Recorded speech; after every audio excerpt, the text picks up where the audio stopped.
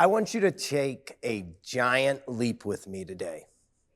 Human error is one of the most prevalent things that we all deal with every day.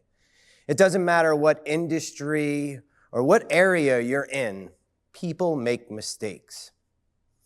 So what if we could actually fix human error for our students, our children, and our coworkers with actually embracing the power of mistakes? Now, as a young child, we're taught to be good. And when we're not good, we get chastised and sometimes punished. And so our mistakes are trained into us that they're negative. And then as we enter into school, we are rewarded for perfection. And then as we become adults, we get performance evaluations. And our livelihood depends on our lack or our ability to not create mistakes. Now, I have failed. I have failed probably more than most people you will meet, and I have grown from it. But I am venturing to bet that just this image alone has probably spiked your blood pressure today. And so as we fail, we learn. And sometimes it's tough. But we all have this negative feeling towards failure. So this fear of failure, why is it so important to first acknowledge and second change? Well, what do people do when they fail? Typically, they try to deflect the failure. It wasn't my fault. I didn't do it, right? And so typically, people will lie, cheat, and steal their way out of failing. And what happens is you never find out the real reason of the failure. You'll never get to the root cause if people are afraid to fail. So, a little known fact, every human fails and makes about 4 mistakes per hour they are awake. Scary. And so, think about just even your drive here today, or think about your day so far. How many little micro mistakes did you make? And how many mistakes result in injury or some kind of damage? So I'm going to teach you theories today. And it's not the theories that you'll read out of a book, right? These are theories that you can actually walk away with and actually do something with. And I promise they will be fun and they will not be boring. So I have to start with a man that means a lot to me. And so Thomas Edison. And so I have not failed. I have found 10,000 ways that won't work. And so this is the absolute quintessential growth mindset. Part of what made him a success is that he had a growth mindset in his laboratory. Every time that something didn't work, he didn't say, let's pack it up and let's, go on. He drove to the next improvement. He drove to the next step. And so he saw every failure just as the next step to get to success. Ta-da! The secret to human error. Now, you probably have this in your refrigerator, and you've probably made a great sandwich of it. But did you know this is actually the secret to eliminating error? Let me explain.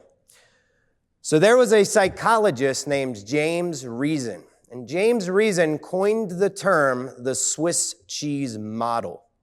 So a piece of Swiss cheese has holes through it, much like processes. And so what happens is if you have a singular process, an error or an accident can actually go through the hole.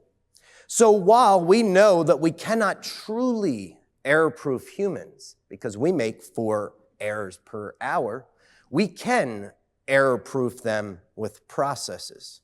And so what you'll see is if you layer piece upon piece upon piece and process upon process upon process, eventually you get to the point where the errors can't go through. and you have error-proofed humans. So another great theory was by Jen Rasmussen. Now, he had a theory called the avoidance theory. And this is important if you are a parent, student, teacher, or a leader at work. And so what it said was, if people were afraid or they were actively trying to avoid something, like an error, they were actually at a higher risk of creating the error, sometimes up to 11 times the amount. And so think about the modern day work environment. If you make a mistake, you are terminated. So you are actively trying to avoid errors, which actually makes you more apt to create them. Think about it in a school environment. We get detention for making errors. And so what happens is we drive this culture that failure and errors are a bad thing. And we never diagnose why they actually happened. So it's important for me to teach you all the three main types of human error so that you can actually see which ones are impacting you. The first error is what they call a skills-based error. These are the things that you know how to do and you do on autopilot. This is the majority, over 60% of your life. And so what happens is we have lapses and we miss. And so here, complacency is rich because we're used to doing that activity. This is the exact reason why in aviation they have double redundancy with checklists, because they want to make sure and protect against lapses. The second is a rules-based error. Now, when you're doing something and something goes wrong, you are forced to enter a rules-based methodology where you have to troubleshoot. Now, if you're troubleshooting and the instructions or the documents you're troubleshooting with are incorrect, this could cause a rules-based error. You are literally trying to read the directions, and if there's errors in the directions, they will cause errors with you. The last one is a knowledge-based error. And this is people don't know what they don't know. And in the absence of information, humans will make up their own information. And so what typically happens is people have the right intent, but the wrong way to do it. So this is where training can absolutely help organizations. Proper training and proper processes can defeat the knowledge-based errors. So I want to give you some additional error-proofing strategies. And I think it's very important that as you do this as an entire system. So the first one is psychological safety. Now, psychological safety, most people have not heard of. And it's important because it lays the groundwork for most other things. Now, psychological safety has 4 levels, and they have to be built on top of each other, like blocks. The first level is inclusive safety. How safe do I feel with this group? If I think I'm in danger in my own group or family or class, I'm not going to innovate. The next one is learning safety. How safe do I feel to fail and eventually learn from my failures? The third one is contribution safety. Do I feel safe to give you my idea or tell you things that I'm thinking? And then the last one, which is the hardest level, is challenge safety. How safe do I feel to challenge existing processes and sometimes even challenge my leaders? And so with that framework in play, you can enact some of the other areas. And the second one is mistake journaling. It's going to be uncomfortable, but write down a failure. Because when you write something down, you acknowledge it. And if you acknowledge the failure, you can fix the failure. The last one, which is really great, is color psychology. Now, color psychology is an amazing thing, and it can do wonders to improve environments. And most people don't realize that the color orange will actually spike your blood pressure. So we use it in high critical things and activities. And most people also don't realize that the color blue can calm you. So we use that in group environments or where we want innovation. And so you can utilize colors not only to impact and directly change the way humans feel, but you can also optimize their behavior with the colors that we use in our environments.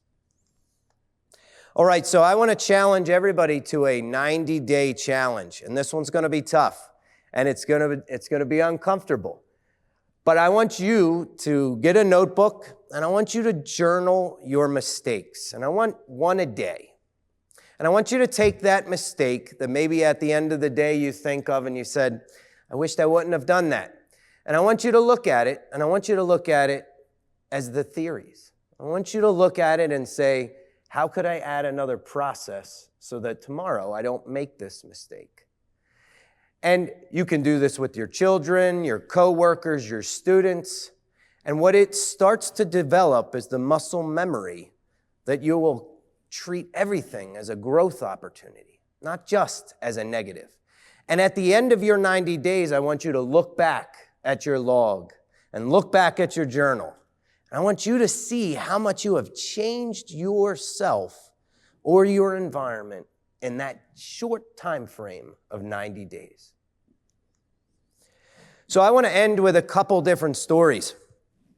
I say all of this, and I know that it is hard to believe. I know that it is hard to digest. But change, real change, takes people adopting it and going forward with it. And so I'll remind us all of the car company Volvo. So when they came out with the seatbelt, they actually didn't patent it because it was such a revolutionary invention that would save lives. And most people don't realize that the other car companies actually revolted against it. And they did advertisements that the seatbelt would actually lock you in your car or it would make you a worse driver. Another amazing thing is Sylvan Goldman. Sylvan Goldman is the inventor of the modern-day shopping cart. And he did this, and he invented it and put it into his stores. And much to his surprise, nobody used it. They hated it. They actually boycotted the stores because he had an apparatus that made people weak. And so he actually had to hire people to walk around the entire store, and that's all they did was walk around the entire store with a shopping cart. And what happened was somebody walked in and said, well, they're doing it, I'm gonna. And the next person said, they're doing it, I'm gonna. And eventually, that entire store had adoption of that, and that spread. And then it spread to where if you went shopping in the last week, you probably used the shopping cart. And so that is what I challenge you to. You will say the ideas that you've heard today, and people might not believe you. But it only takes one person to change the world, because that one person can infect plenty of others with positivity and a new way of thinking. And together, we can actually change the environments that we're in every day to impact the people that matter the most in them. Thank you.